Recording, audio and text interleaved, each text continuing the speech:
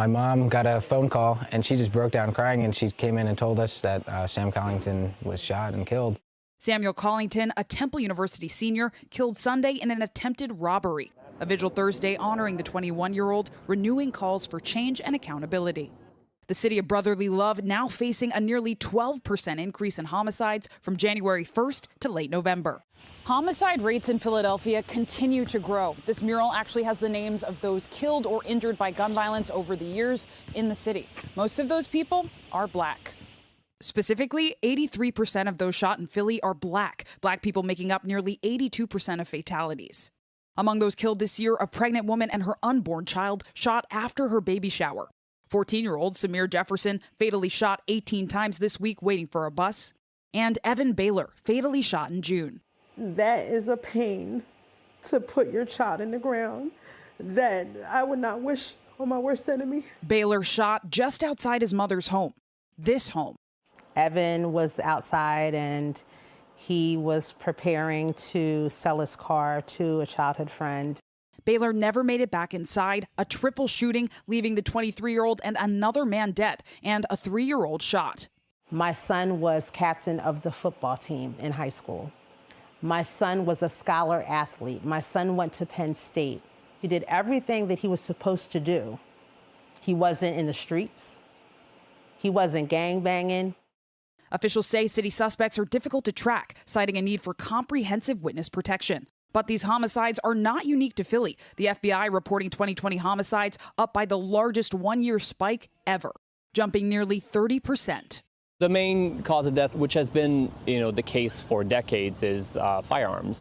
The Philly Police Department telling NBC they're on track to recover 6,000 crime guns this year. I've never seen this many illegal guns flooding the streets of Philadelphia. Johnson is on Philly's Special Committee on Gun Violence Prevention.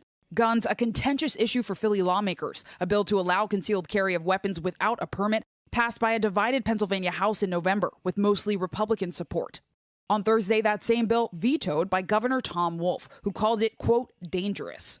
So you study crime, you study violence. How do we fix this? These are long-term problems that require long-term solutions, that require long-term commitments, real commitments. City officials now calling for an increase in investments in education and community programs. We want to make sure we're supporting our young people and investing in them so they don't pick up a gun in the first place. In a statement to NBC, the mayor's office saying it's acting, quote, swiftly, citing the state's multi-year violence strategy and anti-violence grant program. Mourners of all backgrounds demand justice. There have been no arrests, and there's an ongoing investigation. So for our family, there's no closure. And for me, I, with every fiber of my being, am going to get justice for Evan. And hope for an end to the violence. I just hope he's remembered the way, like an Eagle Scout. He was just a good person. Everybody can vouch for that who knew him. Zinhle is joining us now. Zinhle, it's such important reporting. I'm glad to have you with us. And let's talk about some of these numbers here, right? Because the mayor of the city is investing more than $150 million in violence prevention programs. That's coming up next year. That feels like a big number, right? Put some action to those. What does that look like for people in the community? Do you know what I mean? Like, what is that tangibly going to do?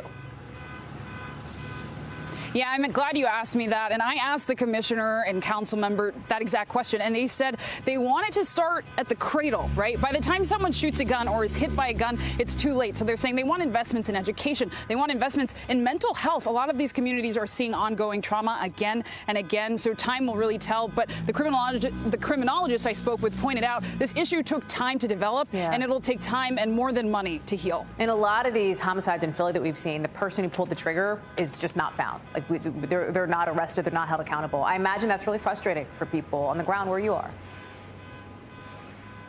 It is, and I spoke with the mother of Evan Baylor, and she said, her son's killer has not been found.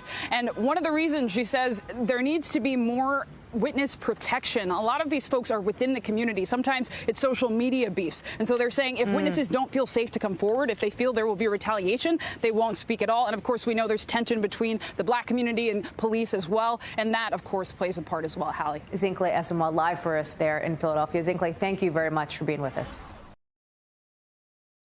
Thanks for watching our YouTube channel. Follow today's top stories and breaking news by downloading the NBC News app.